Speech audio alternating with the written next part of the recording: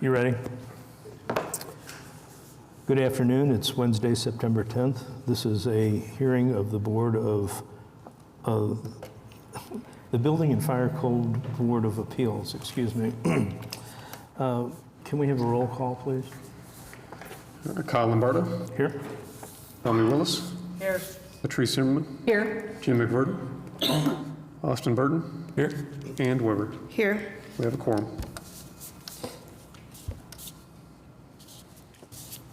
I believe everybody has received a copy of the minutes. Do I hear a motion to approve the minutes? Motion. Motion to approve by Jim. Second. Second by Patrice. Okay. Kyle Lombardo. Yes. Tommy. Yes. Latrice. Yes. Jim. Yes. Austin. Yes. Ann. Yes. Vote passes.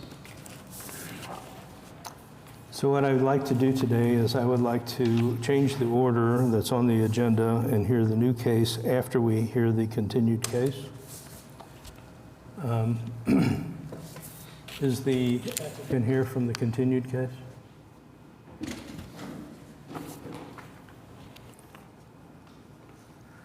Would you make sure you state your name and address for the record, please, if you're speaking? Hi, my name is Tori Butzer. I'm with Butzer Architects and Urbanism. And my name is Evan Sack with Butzer Architects and Urbanism.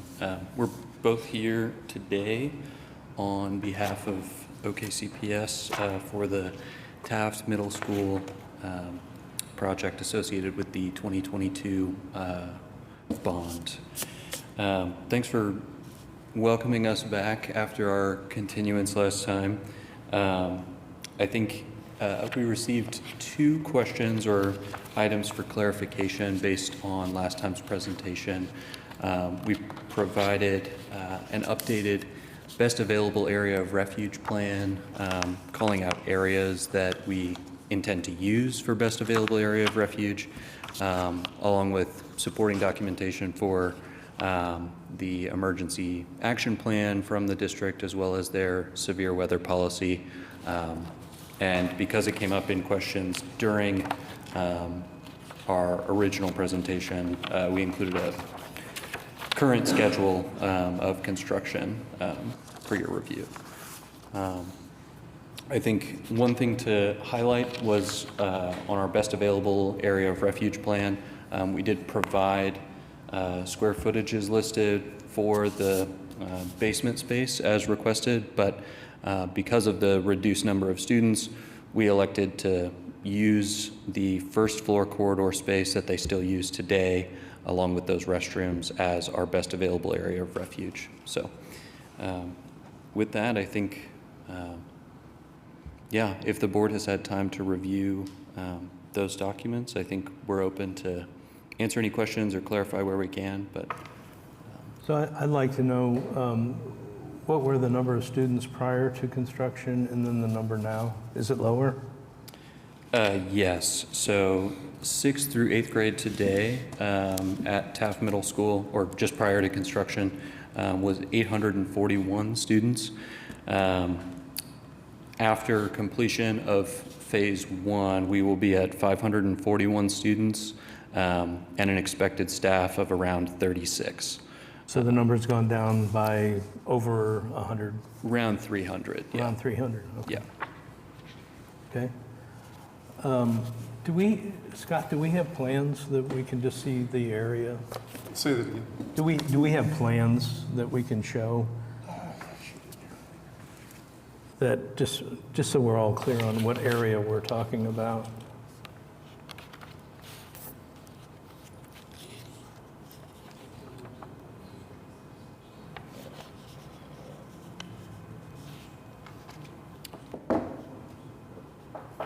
Yeah, the area of refuge report and those evacuation plans. I think area of refuge report will show kind of those areas more specifically that we're using. This set of plans is really focused on that emergency preparedness and evacuation plan that we discussed. So I think between those two attachments would be the most relevant plans to review. So the two areas in blue are the areas that the, how many students did you say? 300? 541 students and 36 staff. If we could look at the other set of plans, that best available area of refuge report, is it a separate document? That one, yeah, perfect.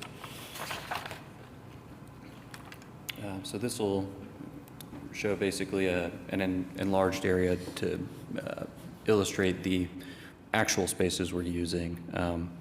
The larger plan's a little harder to review. So we are using the corridor and the restrooms on both sides. This is a split or match-lined plan with the next sheet.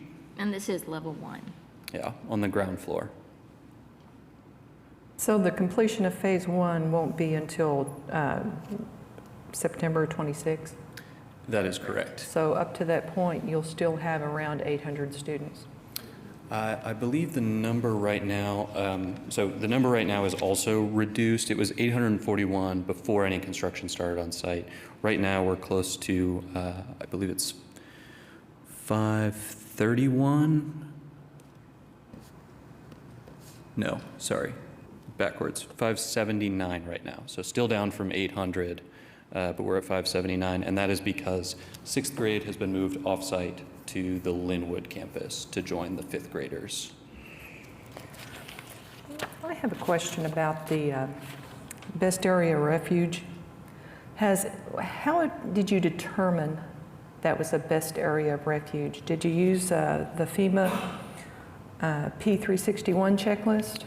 So best available area of refuge is not a term that really has a standard or certification associated. It's, my understanding is the determination has been made over the years between the district and the city that based on the spaces available on a given campus, they identified a few areas that are considered the best available area of refuge. So it doesn't represent any standard or performance, but it was the best available. Those corridors have been used for a number of years now as kind of existing space that is, again, best available. Well, went to the FEMA website, and there is a checklist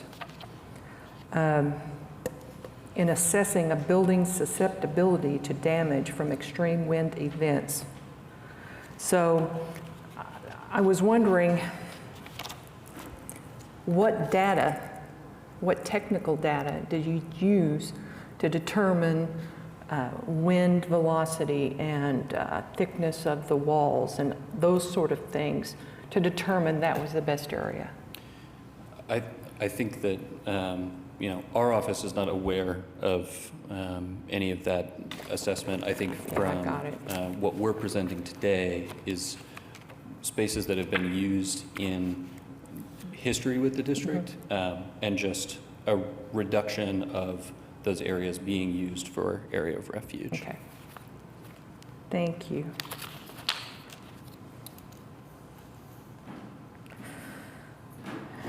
And we're looking at one area here. I assume there's a mirror image of this on the other side of this cut line. Yes, the next sheet would show, the previous sheet shows the northeast hallway, and this sheet is showing the southwest hallway. Good afternoon. My name is Deborah Deck. I'm the interim COO for the district. Address is 2500 Northeast 30th Street. I'm here with our Director of Safety and Emergency Planning. Her name is Brandy Ferris, and I want her to talk a little bit more about that checklist and the information about that corridor. Please state your name and address, please, for the record. My name is Brandy Ferris. You said my name and what? Address. My address, like at the district. Yeah. 2500 Northeast 30th Street, Oklahoma City, Oklahoma. I just wanted to answer the question about how the best available area of refuge was determined. Was that your question? Yes, I'm sorry. You're right. The list that you looked at on FEMA's website, those are the standards that were used to find the best available area of refuge. The district went through we went through all of the schools in 2018 with an architect that was trained at the standards at that time to find best available area of refuge in our schools. So that's how these areas were determined. So you have copies of those reports as well? I can share it, yes. Okay. Thank you.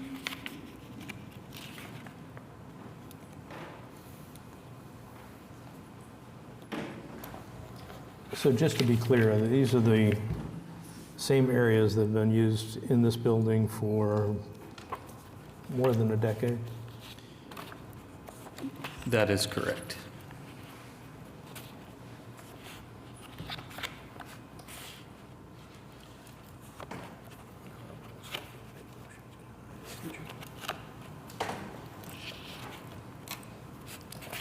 Any other questions? Are there any other questions? Anybody care to make a motion?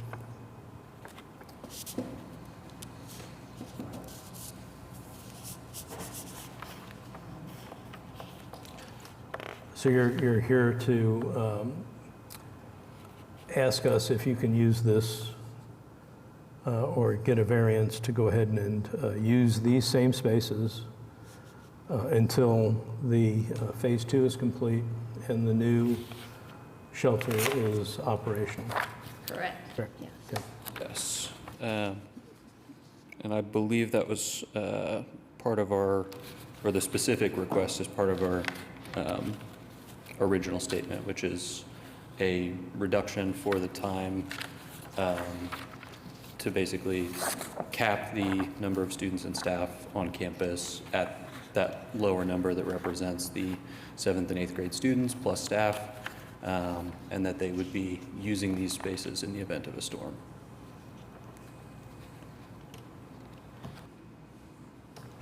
And I'll just to let you all know like what your powers are and stuff when you approve or not. It says when and only when it's its opinion strict application and enforcement that will result in peculiar and exceptional practical difficulties to or exceptional undue hardship upon or manifest injustice to an appellant and would be contrary to the spirit and purposes of the building code or the fire code or the public interest, or when it's determined that the true intent has been incorrectly interpreted. And then it goes on to say, mere economic hardship or a hardship which is self-created shall not be considered a valid or sufficient basis to reverse the code official's determination.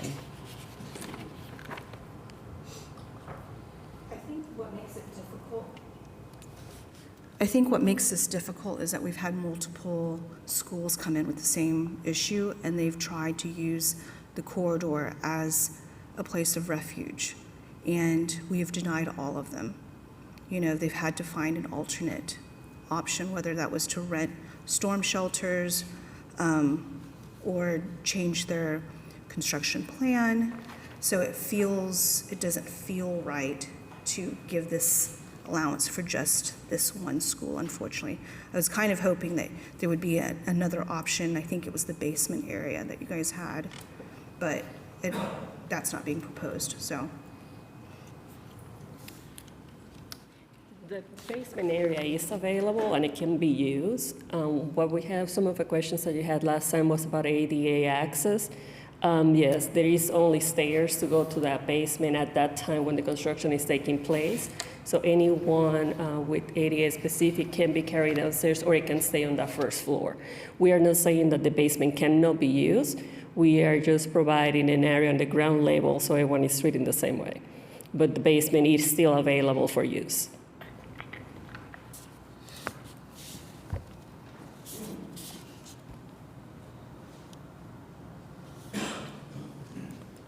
So we tried to adopt the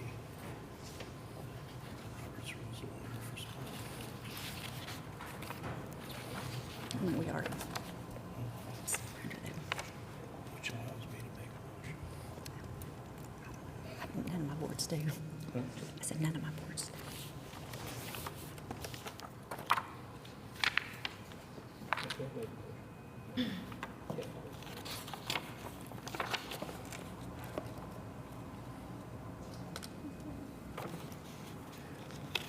think the other problem too is that there's nothing that's really telling us. I mean, OKCPS is saying that, yeah, these, existing walls that have been around forever are like going to meet ICC 500, but I mean, I don't see how that's possible because those are newer standards.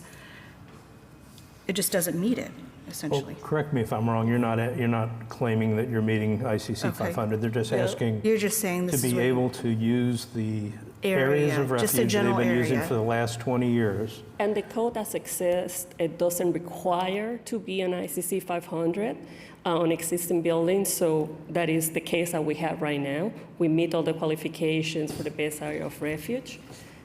There is nothing on the code that says it has to be an ICC 500 unless it's the new construction. For the new construction on our second phase, yes, we have to meet the ICC 500, but in this case that we are requesting, we are not required to do the ICC 500.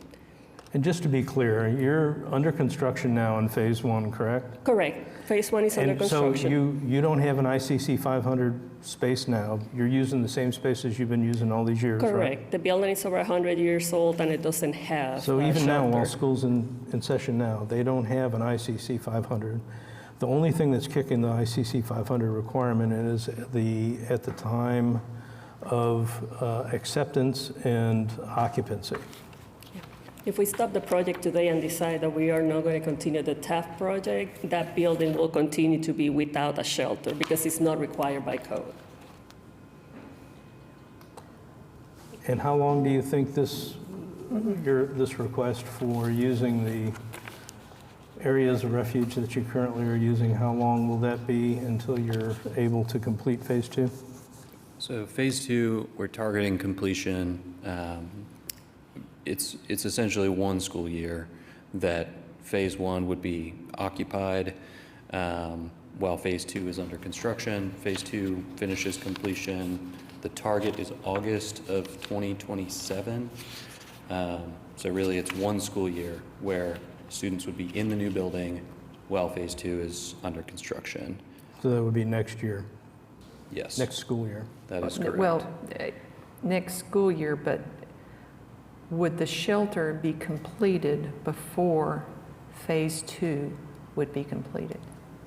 No. Okay, so it would actually be the end of '27 before you had a compliant shelter in place. Right, they're asking for the complete year of 2020, school year for 2026 to be able to use the spaces they're currently using.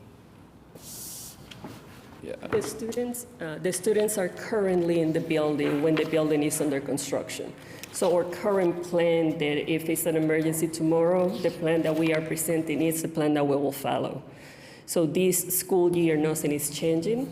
And then it's a 1 year when it's under construction. The only thing that is changing is that they will be coming not only from the existing building, but they will be coming from the new building as well.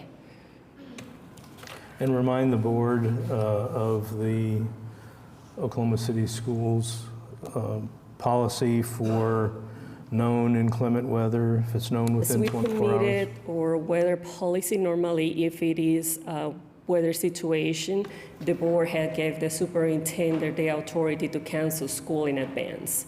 So normally that's what we have been doing historical for the last couple of years. We had also provided on the documentation, evacuation plans, and some other items. At our last meeting, we discussed the access pathway. Yes. Phase 1's complete and occupied to reach the Yes, and shelters. I think if you can, which one is it? It's another document, if you can go back to, and that information. Yeah, so I think that's the set of plans we started with, that OKCPS evacuation plans, that one.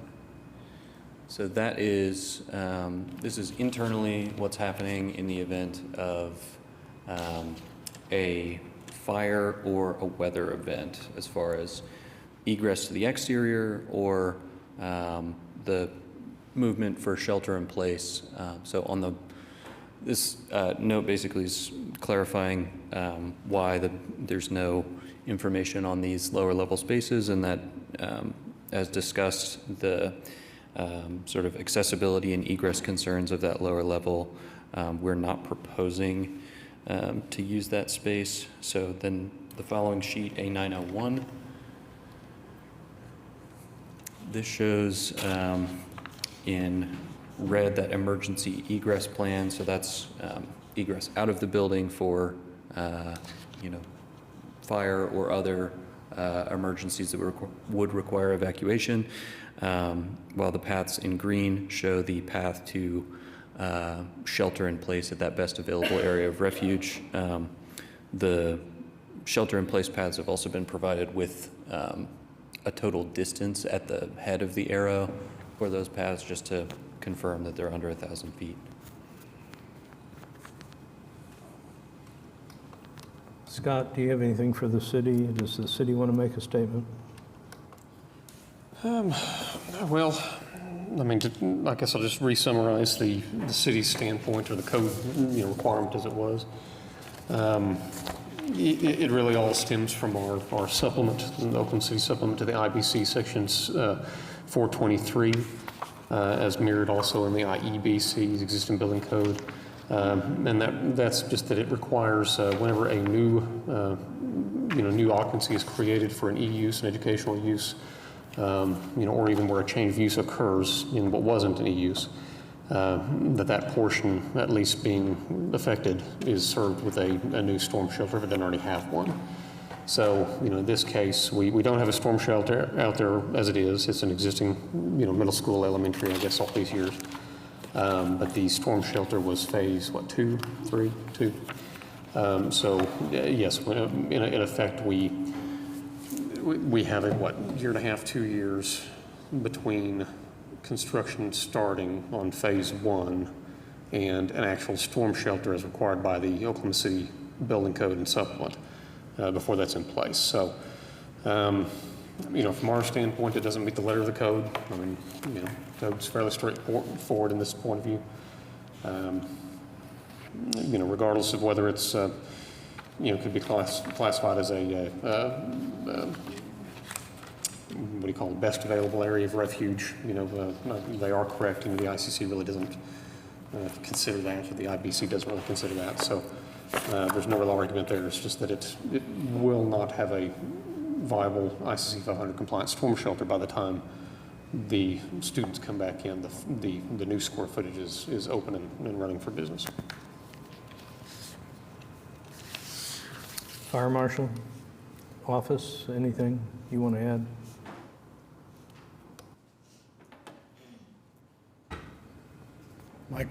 Mike Wilson with Fire Marshal's office. No, ideally, we would have had to shelter in this first phase, but knowing the realities of phasing and how they got to have a certain number of schoolrooms for the kids, because they're moving basically in phase 2, they lose all of that east side and move them into basically the new 3-story educational wing, and then build the shelter and some classrooms over on that east side. And then the last final phase is in the middle. But since they are going to have space in a reasonable interior hallway, which is what we've historically accepted, as a safe enough space for kids, we understand it doesn't meet ICC 500 at this time, but we are also looking at only one school year that basically students would be in the school until that new shelter is built. And since they do have room to accommodate those students in a safe area, we feel it's appropriate to grant a variance for the time. Thank you. Is it actually 1 year or 2 years? From the time of occupancy, I think is what Mike was referring to. They're currently already implemented this plan because nothing has changed in relation to the building. What we're asking is for a 1 year, because when the building is available, we cannot get our certificate of occupancy if the shelter is not available. So the ask is for a year. But you have begun making modifications or additions to the building. Yes, the one wing of the existing building was already demo, and the concrete and the steel on the new wing is already in place. So you can see if you drive by the first and second story of this building that we are asking for the 1-year extension. So what we are asking is for the students to continue in the situation that they are currently today until August of 2027. The code doesn't require us to ask for that during this school year. It only requires us to ask for the next year. Well, from what I read in the code, it says when there's an addition, Yes, but the addition is not going to be completed until September of 26. but the addition has started on the building. It's under construction. Right. Yeah, So- but it's currently not occupied. But doesn't the code say when there is an addition? So in this scenario, like I said, the city has no objection to construction starting. The worst case scenario, if this was denied by the board, you would have a structure that would finish construction around August of next year and would then more or less have to sit for a year until the new storm shelters are constructed. Right. So we've no issue with the permit being, issued for construction to start, get them on their way. It's just the matter is whether or not they'll be able to open up when it's finished, or they'll have to wait a year before they occupy.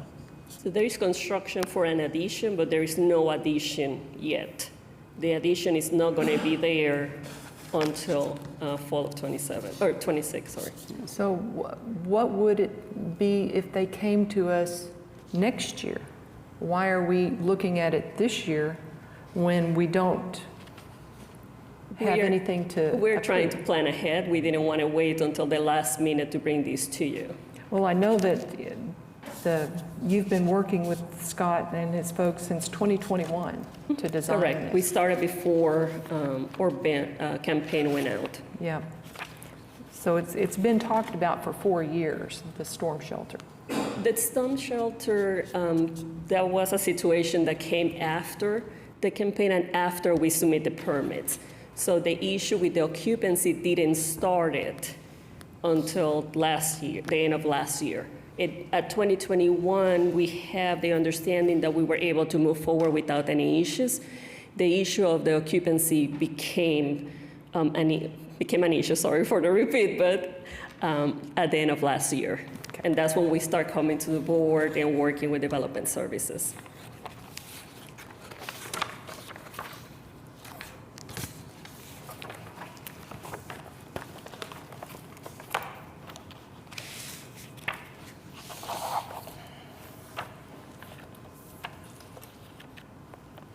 Anything else? Motion? I'll make a motion. I'll make a motion that we approve the variance.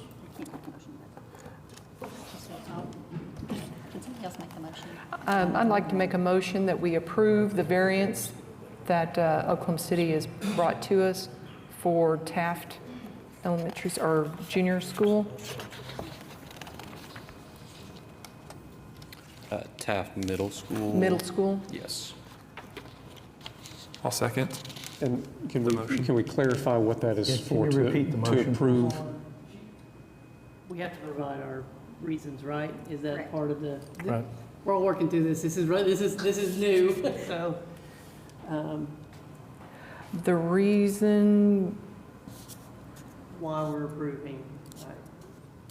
The reason for the motion to approve is based on the city? the city, Or the applicant's? the applicant's information and the city's replies to that information, and as it's brought before the board today. So you'd be saying that you're approving sustaining the appeal, correct? You're approving it.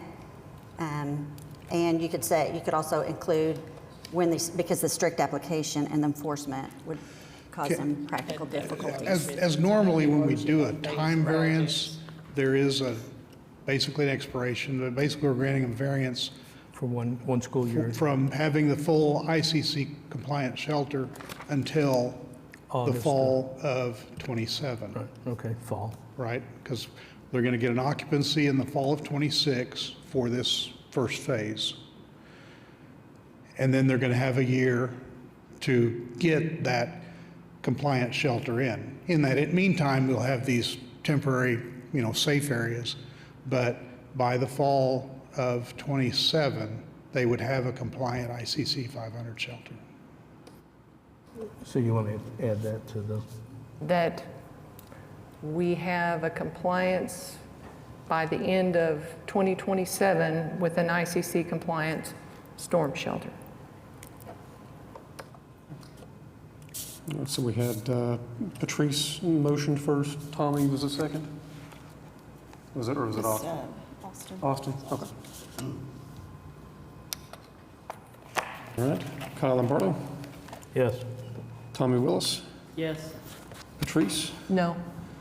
Jim McWhirter? No. Austin Burton, Yes. and Ann Weber? No. No. Okay, the vote is a tie. I think that makes the vote fail, right? Under a vote- tie, I believe. You have Yep. to have 4 votes. You have to have 4 votes either way. So the So I don't motion's know if it's an automatic continuance. I don't know, there's nothing that I see right now. And I don't have your bylaws, so I don't know if you have that in your bylaws, but Yeah. Scott, do you know if it I don't fails remember or it's offhand. continued? Yeah, I don't remember offhand, to be honest.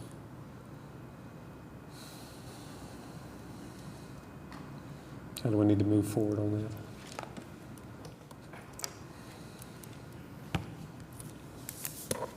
if you want to wait till the end, and I can go look and see if I can see anything else in the ordinance on that. or Yeah, we your could- bylaws, but We could try I that. don't have yeah. that part of the ordinance. Do I now? She doesn't have that part of the ordinance. You don't have the bylaws with you. Yeah, I can pull them up on my computer here for you. I'll give them to you.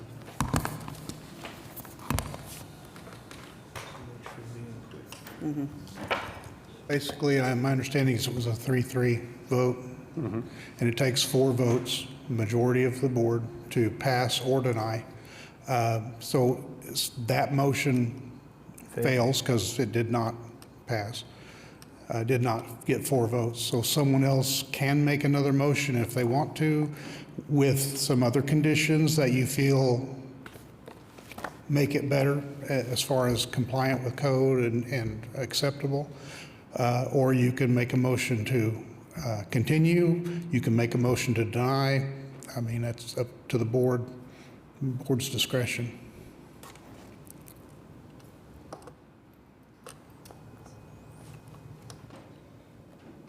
Is-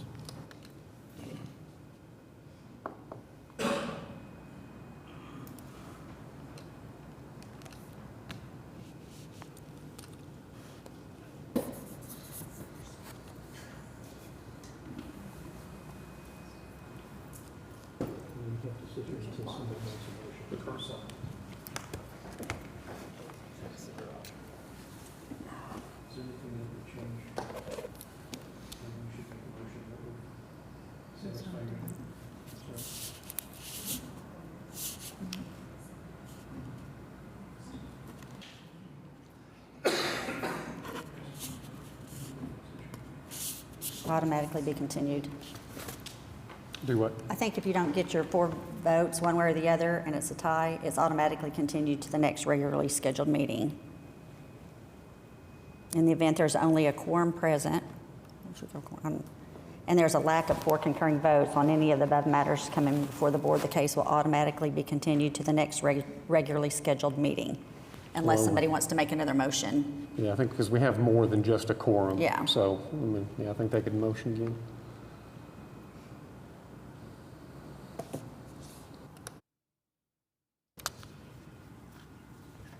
So how do you make a motion to retract? I guess, how does that go? That one just failed, so you can So just just make another one. So I'll make a motion to approve and have another count. What is it? Another vote, a revote On the same motion. on the same motion, an approval. Need to restate them. We need to restate the motion. If you're going to use the same, I guess, motion, you probably need to you could Recite exactly You what could- Pat just said. yeah, or you can vote to reconsider your vote and then make another motion. A motion to reconsider my vote. And then everybody vote on that. You need a second on that? Yes. Second, Second. Tom. Is that Tommy? Tommy? Okay, Kyle Lombardo, Yes. Tommy Willis, Yes. Patrice Zimmerman, Yes. Jim McWhirter? No. No. Austin Burton Yes. and Ann Weber. Yes. Okay, the motion to reconsider the vote is passed. I make a new motion. You make the new motion, so it's essentially the same. If you want Scott to read it. I make a motion to approve how does this work? The extension of allowing the use of the corridors as a refuge, place of refuge, for the year of 2026 to 2027.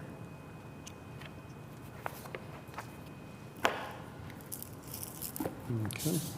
Second. For the same state your reasons. For the same reasons that were mentioned prior in Okay. the initial motion. Okay, do we have a second? Second. Patrice? Okay. Kyle Lombardo, Yes. Tommy Willis, Yes. Patrice Zimmerman, No. Jim McWhirter, No. Austin Burton, Yes. Ann Weber. Yes. Okay, the vote now passes 4-2. Congratulations, your variance is granted. Thank you. Hey, Scott? You're back.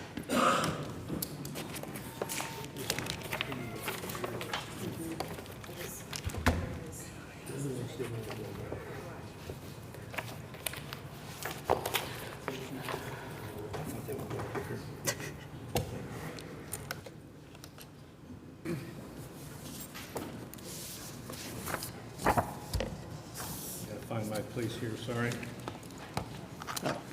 Right, pull up the other one. Nope, not that. So, item number 3, new cases. This is case number BOAB 2025-00005. The appeal of C.J. McGrew Clay Company Construction Company, or Clayco Construction Company, from a decision of the code official for noncompliance with Chapter 5, Section 507.2 of the International Building Code 2018 as adopted by the city pertaining to the requirement for clear space necessary to be considered an unlimited area building for 600 North May Avenue. Scott, can you read the staff analysis, please? Scott Wise, Development Center, Oklahoma City, 420 West Main Street. So this warehouse under construction is 1-story, 223,000 square foot roughly facility, type 2 construction, S1 and B occupancies. It's protected by an automatic sprinkler system that was already proposed. Under the base allowances, the IBC, the maximum permitted building area for type 2 construction is only 70,000 square feet for S1 or 90,000 square feet for the B use. And of course, under the IBC, we always take the most restrictive. It would be that 70,000. So in this case, it means that obviously they're quite a ways over that maximum threshold there for the base limitations under 507. So we then move from there. Of course, we go to Section 507.4, which provides certain allowances for classification as an unlimited area building. And in this particular case, 507.4 for a 1-story sprinklered S1 and B building, but only where the structure is surrounded and adjoined by public yards or ways not less than 60 feet in width. They want to make sure that folks can get out of the building, that the building's not going to be, the fire's not going to spread from one building to another. That kind of thing is what the codes are talking about. The proposed canopy lies there on the north side. I don't know if we have the image we can pull up there. I think you scroll down a little further. It lies there on the north side of the structure on that northeast corner. but it violates this requirement, at least that's the stance of the city. It projects to within 24 feet of that northern property line, but the code, of course, requires 60 feet clear for the unlimited area status. Section 507.2.1 then permits a reduction to 40 feet under limited circumstances, but this canopy does not qualify because, of course, the yard, still doesn't meet the minimum of 40 foot, being that they're shown at 24 feet. But then also the north wall would be required to provide a 3-hour fire resistance rating to protect openings, or with protected openings, which is not part of the proposed design. This is an open canopy with no real walls. So the IBC definition of building area further confirms that the canopy constitutes part of the building area as is used to determine this square footage, as it falls under the horizontal projection of the roof assembly, the roof system.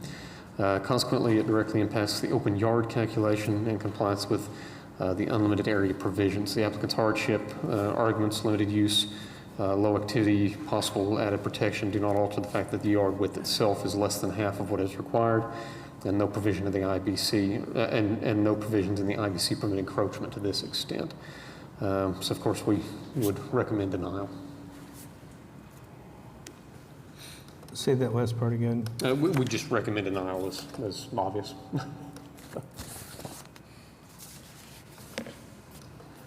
The applicant I see is here. Can you state your name for the record and your address, and then tell us a little bit about your project, please? Dan Lyons, Senior Project Manager for Clayco Construction out of St. Louis, Missouri. The project is a warehouse for the Coca-Cola brand.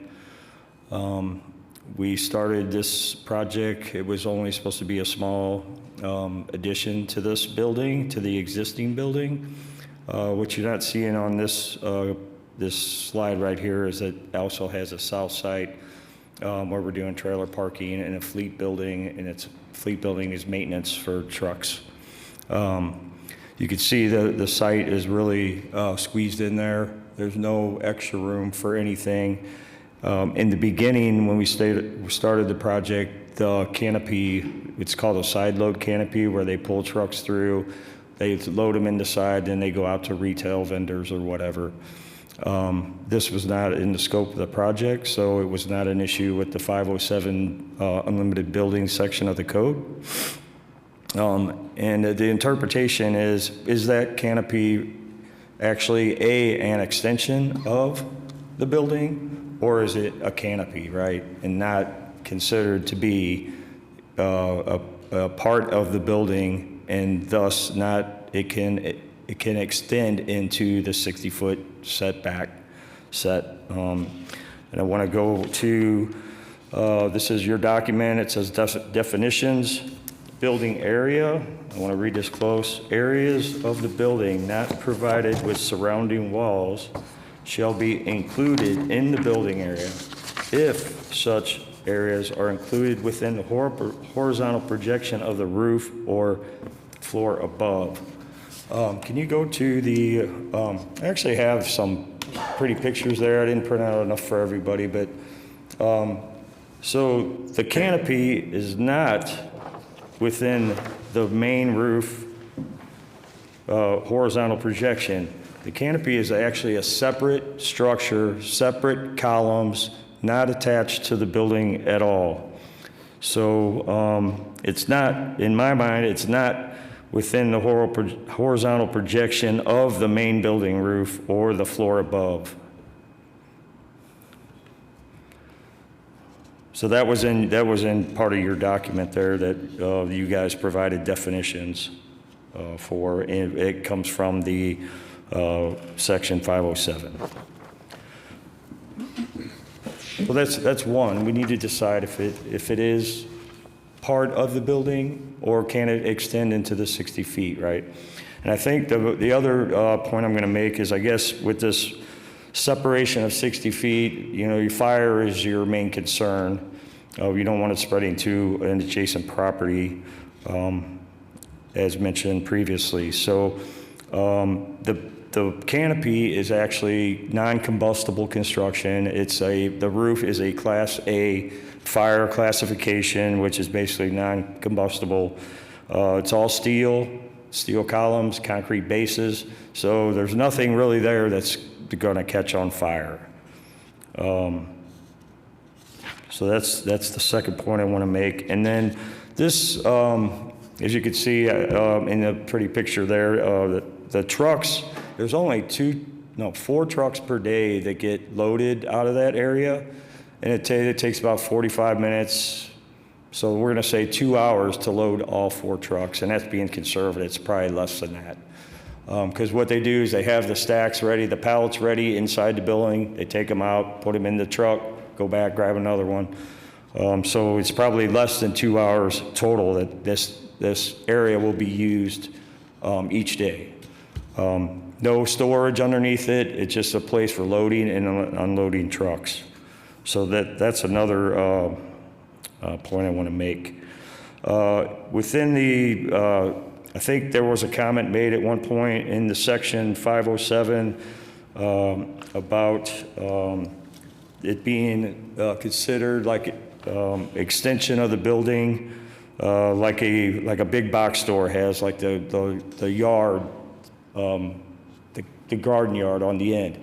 Well, in our condition, in our situation, it's not like that because you don't have public, you don't have people occupying the space, you don't have storage underneath the canopy.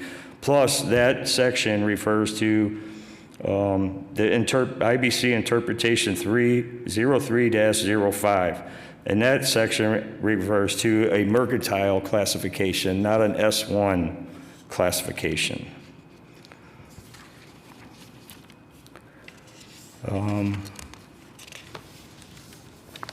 See, I think that's good. Now, as far as the fire protection rating goes, just to ease everybody, I think a little bit better, NFPA 13, or no, let's go to IBC. Well, currently we don't have a fire protection system under the canopy. So if it were an option that you guys would accept, if you don't accept it being not an extension of the building, which I don't think it is, but is there other offsets that we could do? Could we add fire protection where it's not included? It's not required by code. Per NFP 13 and IBC 2018 section 903, rooms, areas that are non-combustible construction and wholly non-combustible contexts are exempt from fire sprinklers, and basically says the same thing in NFPA 13. I think that's all I got, so I'd like to hear if you guys got any comments or questions on Scott, on the use or is sprinkling required under a canopy like this in normal conditions? Off the top of my head, I believe it's part of the exemptions. Do you recall, Mike? what was the question? I couldn't hear it. We're asking if sprinklers are Mike Wilson with the Fire Marshal's Office. The exception, there's a few exceptions. Typically, it's an open walkway that's totally non-combustible, no contents, that kind of thing is exempt from being sprinkled. In this case, the issue for us is that the giant Coca-Cola warehouse needs 60 foot of open space all around it. This particular structure, whether you want to call it an addition to the warehouse or a separate building, is in that 60 foot open space that's required. So regardless of what you want to call it, it's still in that 60 foot open space, and that's what the variance is concerning. In our instance, based on what the applicant has proposed, that it is fully non-combustible, will be no storage under it, will only be used for active loading and unloading of vehicles, and will have a fire suppression system. Our concern really is that if there's a fire in Coca-Cola, that it doesn't spread to the 3-story apartment building that's 20 foot north of this property line. And so with those conditions, we feel it's adequately been addressed to keep the fire from spreading across the property to the north. So we would not object to the request. That's if they included a fire suppression system under that? That's Under the canopy. Yeah, there's no question that we're within the 60-foot zone. We're not questioning that at all. That automatically makes it part of the building because you're within that zone under an unlimited area building. Yeah, but, I mean, it's actually, well, I mean, it's still debatable. But I agree if If you're in that's that your... 60-foot zone, you're part of the building or you're not. If you can make your building a building that is not an unlimited area building, it wouldn't apply. But once you claim an unlimited area and you build within that 60-foot zone, that square footage has to be included in the unlimited area building. Okay, okay.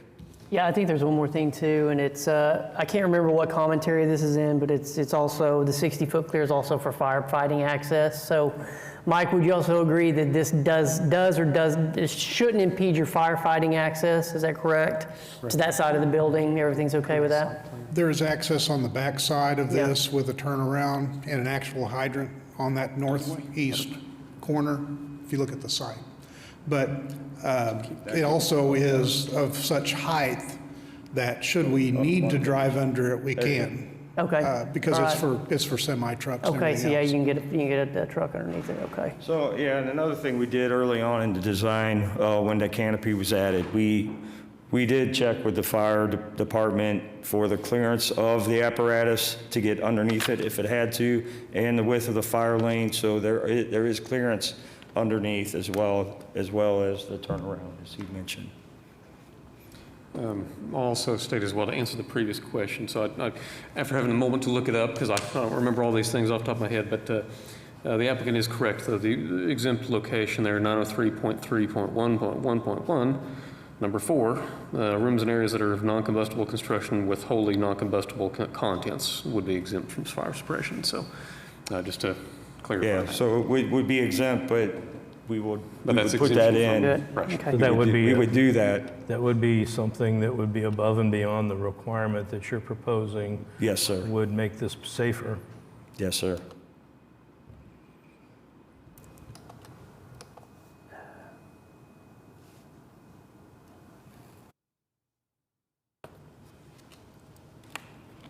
Any other questions from the board? Could you explain what a dry system is? A dry system? So since it's outside, it doesn't, usually if they're inside of the building, they're wet, they have all the water in the pipes already. Outside, it would be, I'm not a fire suppression expert, but there's a valve that keeps the water inside the building until the alarm goes off, and then it activates the system. Because if it's outside, it'll freeze. Yeah, so you don't want any actual water outside. Right. So they could either have an antifreeze loop or a dry loop. So basically inside the building, the wet piping that's in there will come over. There will be a valve that will allow water to go in there. And if a sprinkler head goes off and there's air pressure in the lines, the air pressure goes out and allows water to come into the lines and sprinkles that area. Same way with antifreeze. The antifreeze holds the water back, and if the head coat pops, then antifreeze comes out and water would be behind it. Okay, thank you. Mike, sorry, before you sit down, one more question for the fire marshal's office, if you don't mind. See the turnaround for trucks approaching from the south for 600-foot distance on the north side of the building. If a truck were trying to access that north side, would their route allow them to pass under that canopy and turn around? They can, we have basically generally a rule that, you can drive a truck in 150 feet. Sure. And if it's more than that, then we want some kind of turnaround. In most cases, we're going to be able to drive through this area, but if there is a truck there blocking it and the fire's going on, they still have the ability to back up and make a T-shaped turn in that parking lot that's on the west side of the building and go out head first. So they're not backing out into the street. Okay. So basically with this layout, we said this is acceptable for us. For fire truck access? Yeah. Okay, thank you. Yeah, I am. That was a better explanation than I gave anyway. Fire suppression system. Let me know when you're ready. Okay. Do I have a motion? I have a motion to approve the request for the variance based on the following. We have an open canopy with no combustibles and no storage. It's an active loading dock only. We're going to install a fire sprinkler system under the canopy, a dry system. The fire marshal's office does not object.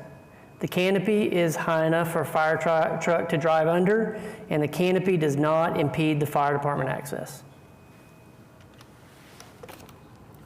Second. Patrice. Tommy and Patrice. All right, Colin Bartle, Yes. Tommy Willis, Yes. Reese Zimmerman, Yes. Jim McWhorter. Yes. Austin Burton, Yes. and Weber. Yes. All right, vote passes. Congratulations, you're Thank you very much. Funny Japan. all right. So next order of business is adjournment. Do I have a motion to adjourn? I'd like to make a motion to adjourn for the day. Do you have facts of finding with that? That's Patrice. Second by Jim, right? Did you, Scott, before we adjourn and take the vote, you were asking about facts of finding? Is Oh, I'm giving her a hard time. Okay. I wanted to make sure we got it under. All right, Go Colin ahead. Bartle, Yes. Tommy Willis, Yes. Patrice Zimmerman, Yes. Jim McWhorter. Yes. Austin Burton, Yes. and Weber. Yes. All right, vote to adjourn passes. Yeah, well, that was good. So that's what you're looking for Yes, with that was with great.